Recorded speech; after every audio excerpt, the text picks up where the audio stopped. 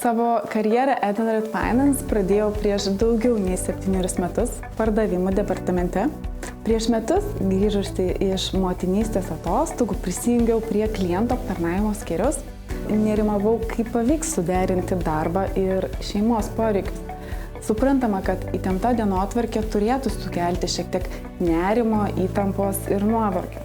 Dabar, praėjus metam, galiu drąsiai teigti, kad Edenred Finance įdiegta palanki asmeninio gyvenimo ir darbo derinimo politika.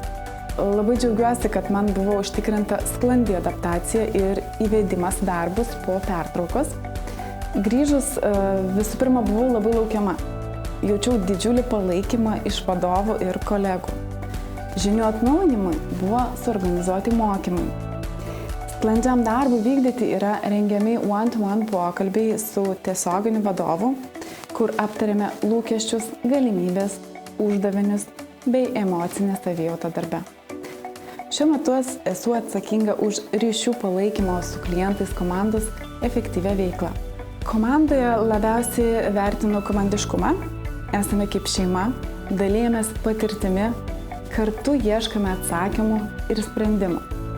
Tai mūsų stiprybė, kuri veda mus didelių ir mažų pergalių link.